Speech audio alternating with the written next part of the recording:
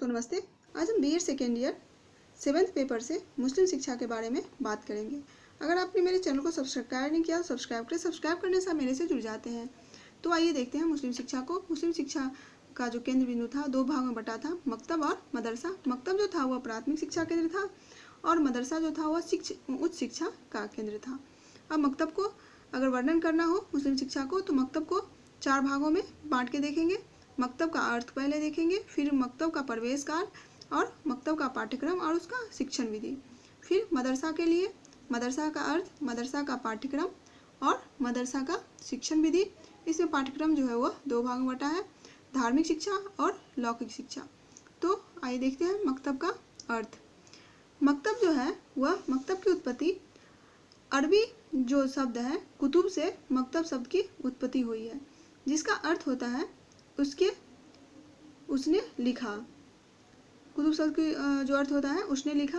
और उर्दू में जो कुतुब शब्द का होता है किताब का वह बहुवचन है। इस प्रकार जो है मकतब वह स्थान होता है जहाँ पर बालकों को पढ़ना लिखना सिखाया जाता है। मकतब प्राथमिक शिक्षा का केंद्र होता है और वह किसी मस्जिद से जुड़ा होता है। कहीं मौलवी लोग अपने घर पर भी या अन्य सुविधाजनक स्थानों पर भी मकतब चलाते हैं। उसके बाद प्रवेश को देखेंगे। मकतब में जो है प्रवेश करने के लिए बिस्मिल्लाह रस्म होता था। बिस्मिल्लाह रस्म में जब बालक 4 वर्ष 4 माह और 4 दिन का हो जाता था, 444 जब 444 हो जाता था तो उस बच्चा को तब उसमें मकतब में प्रवेश के लिए भेजा जाता था।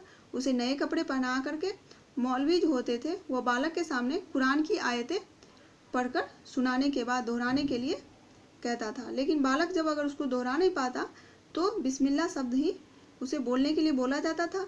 और जब बालक बिस्मिल्लाह शब्द बोल देता था तब से ही बालक की शिक्षा का प्रारंभ समझा जाता था।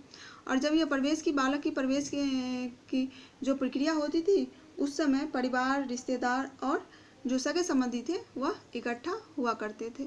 उसके बाद है पाठ्यक्रम। मकतब का पाठ्यक्रम को देखेंगे। पाठ्यक्रम के लिए जो है वह मकतब में बालकों को पहले वर्णमाला के सब अक्षरों को सिखाया जाता था और सुंदर लेख उच्चारण की शुद्धता पर भी जोर दिया जाता था कि बच्चे सब सुंदर सुंदर लेखनी लिखे। गणित भी सिखाया जाता था, पाठ्यक्रम में गणित भी था। और लिपि होने पर जब लिपि का ज्ञान हो जाता था बालक को तो कुरान की आयतें कंठस्थ कराया जाता था। इसके बाद फारसी और व्याकरण की भी पढ़ाई होती थी। व्यवहारिक ज्ञान भी सिखाया जाता था और शहजादों को सैनिक शिक्षा, कानून, अरबी, फारसी आदि का भी ज्ञान दिया जाता था। शहजादों के लिए अरबी, फारसी सबका विशेष शिक्षा की व्यवस्था थी। उसके बाद है शिक्षण विधि। मदरसा में जो शिक्षण विधि है उसको देखेंगे। यहाँ पर शिक्षण जो था वह शिक्षण कार्य प्रातः काल से मध्याह्न काल और फिर अपराह्न समय में शिक्षण विधि चलता था। बालकों के उच्चारण शुद्ध होने पर कलमा रटाया जाता और इसके बाद कुरान की आयतें भी पढ़ाया जाता था। बालक को पढ़ाई के सभी छात्र उस स्वर में याद करते थे। बालक जो पढ़ते थे उस स्वर में ताकि याद हो जाए। लिखने के लिए क्या करते थे, मोटे सरकंडे की कलम बनाते और पतली तख्तियों पर ये लिखते थे। और किसी भी छात्र से शुल्क नहीं लिया जाता था और भरण पोषण की भी व्यवस्था थी। यह जो व्यवस्था धनी वर्गों के द्वारा, धनी जो व्यक्ति होते थे उसके द्वारा कराई जाती थी। अब थोड़ा सा मदरसा को देखें। मदरसा का अर्थ।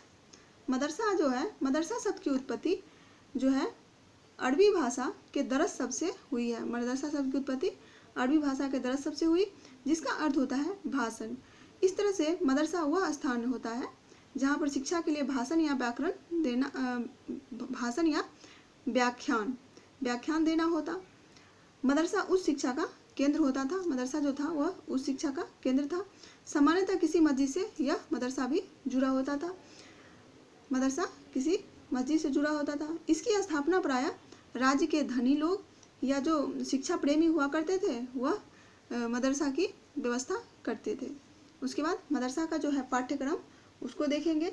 मदरसा का जो पाठ्यक्रम है वह 2 भाग में बटा, धार्मिक शिक्षा और लौकिक शिक्षा।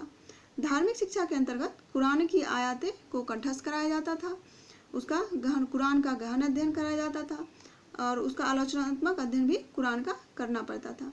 इसके अतिरिक्त इस्लामी इतिहास, इस्लामी कानून, मोहम्मद साहब की परंपरा एवं सूफी सिद्धांतों का भी इस धार्मिक जो था शिक्षा में पाठ्यक्रम में किया जाता था।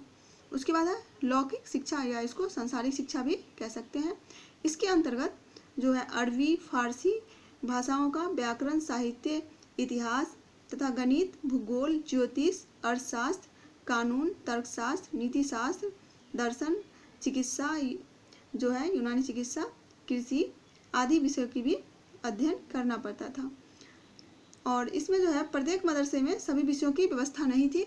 ऐसा नहीं था कि सभी मदरसों में इन सारे विषयों की पढ़ाने की व्यवस्था हो, लेकिन जो कुछ बड़े मदरसे थे उसमें इन विषयों की पढ़ाने की व्यवस्था थी। उसके बाद है शिक्षण विधि। शिक्षण विधि में है मकतबों की तरह मौखिक शिक्षण विधि इसमें थी। मदरसा में भी मौखिक शिक्षण दिया जाता था। भाषण प्रणाली द्वारा शिक्षण कार्य किया जाता था। धर्म, दर्शन शास्त्र, तर्कशास्त्र आदि विषयों के शिक्षा भी दिया जाता था। शिक्षक जो है विद्यार्थियों को स्वाध्याय के लिए प्रोत्साहित करते। उसके बाद हस्तकला, शिल्पकला, चिकित्सा, संगीत आदि प्रयोग शिक्षा भी दी जाती थी।